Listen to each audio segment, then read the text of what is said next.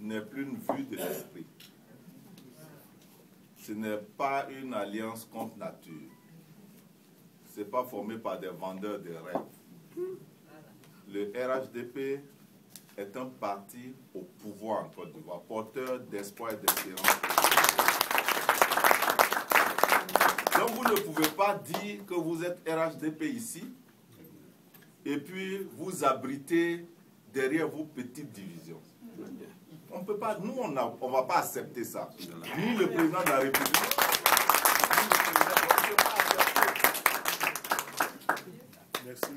Vous savez ce qui a opposé Bédié à Ouattara hier? Et vous savez pourquoi ils sont ensemble aujourd'hui? Et puis vous pensez que c'est ici, à Washington ou à New York, que c'est le problème?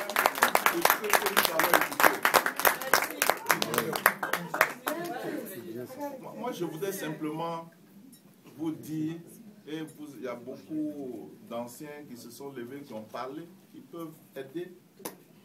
Je vais vous dire qu'on attend beaucoup de vous.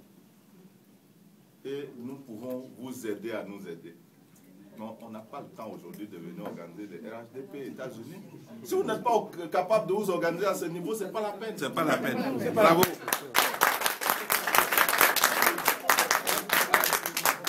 Vous voyez Bédié avec son âge en train de s'asseoir et Gbagbo se moquer de nous en disant, mais quand je vois des vieillards comme ça qui vont s'asseoir dans 4 mètres carrés, je ne sais pas ce que Bédié fout là-bas, il n'a qu'à sortir. Et on a dépassé des choses importantes pour aujourd'hui créer ce mouvement. Pour nous, je suis venu tout à l'heure, je vous ai dit, Henri Konan Bédié, le président des RHDP. C'est comme ça qu'on l'a. Ce n'est pas le président du PDCI qui dirige les réunions de la conférence, c'est le président du RHDP.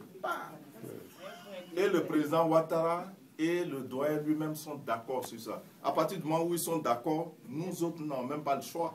Nous marchons.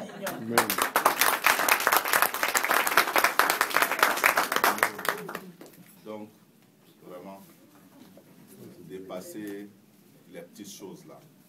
Et puis mettez-vous ensemble pour ne pas que les autres se moquent de vous. C'est vrai. Ouais, c'est vrai. Pour ne pas que les autres se moquent de vous. Vous êtes tous occupés ici. Donc, ceux même qui ont des responsabilités, c'est dur de les assumer, mais partagez les responsabilités. Partagez les responsabilités. Faites en sorte que partout où il y a un Ivoirien, quelqu'un aille vers lui pour lui dire notre vision. Nous sommes des oufoutis, c'est-à-dire nous sommes des enfants du rassemblement. Alors, si nous devons rassembler les Ivoiriens autour de la reconstruction de la Côte d'Ivoire, alors que nous-mêmes nous sommes divisés, ce que je vous dis, ce n'est pas les réfractaires qui manquent. Hein. Il y a beaucoup de réfractaires là-bas au PDC et au RDR. Moi, les miens, je les étouffe. Il y en a aussi. Voilà. Sinon, il y en a aussi qui ne veulent pas. Dire, ah non, parce que chacun ramène la chose à lui.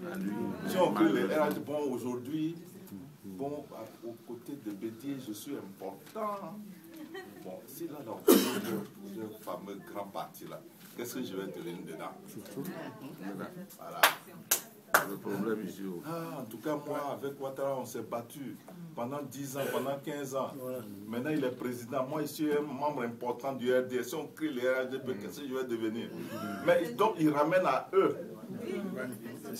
Ils ne pensent même pas au président Ouattara. Non.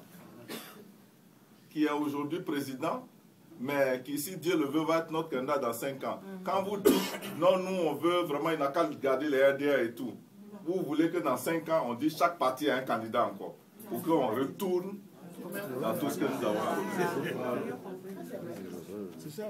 Anaki s'était battu pour la candidature unique, évidemment. On ne l'a pas suivi. Peut-être parce que ça allait être compliqué dès le premier tour et justement le boulanger allait tirer profit.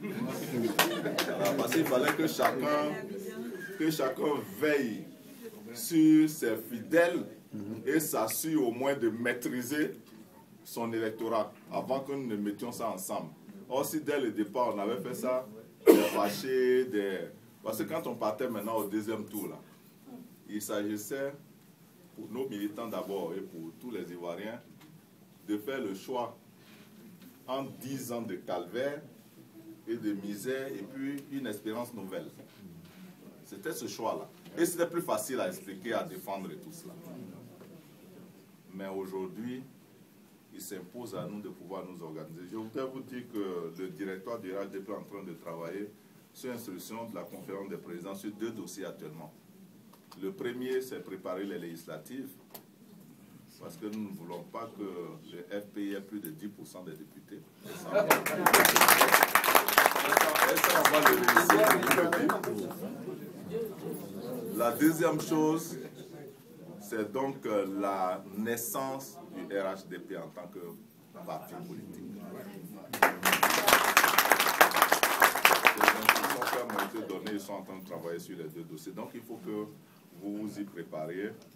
Je compte sur votre militantisme et votre sens de responsabilité pour que les choses s'améliorent ici. On peut toujours donner quelques conseils à distance, mais je ne voudrais pas dire que je voudrais pas que vous dites non, ils vont envoyer une délégation pour venir nous organiser, pour venir vraiment, vous pouvez réussir à faire ça ici entre vous et je serai à l'écoute, en tout cas de toutes les initiatives qui seront prises pour que vous alliez dans ce sens-là. Enfin, je voudrais donc vous dire qu'on attend aussi vos contributions sur la réconciliation, sur la reconstruction de la Côte d'Ivoire, sur la Côte d'Ivoire des citoyens que nous allons mettre en place, c'est-à-dire un pays au service des enfants, ce pays qui tienne compte de leur approche, de leur contribution. Vous savez, Houphouët nous a dit que nous étions un État, mais que nous étions très loin d'avoir une nation. Parce qu'une nation, c'est une communauté de gens qui se sentent liés les uns aux autres par quelque chose de très fort, qui ne s'explique pas, mais qui est le sentiment national. Vous avez vu, à la plus petite crise, on a senti qu'il n'y a donc pas ce sentiment-là qui nous met donc face à un sursaut. Je parle beaucoup de Forogo ce soir, mais quand Forogo était ministre de la Jeunesse, des Sports, il avait parlé de sursaut national.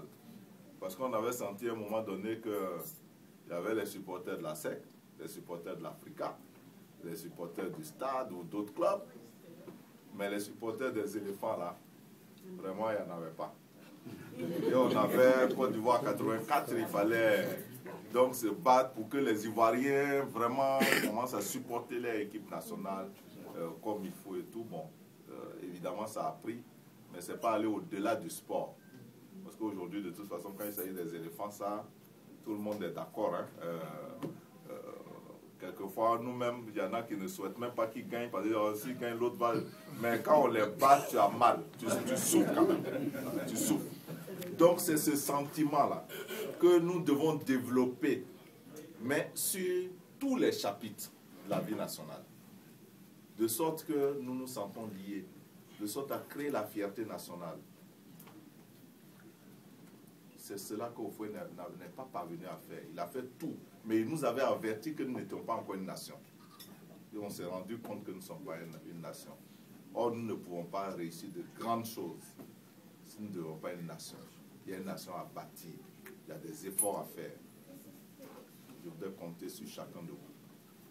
Je rendrai compte au président de la République, je rendrai compte au président Bédier, à tous vos frères et sœurs, de ce que j'ai été bien reçu ici, de ce que vous m'avez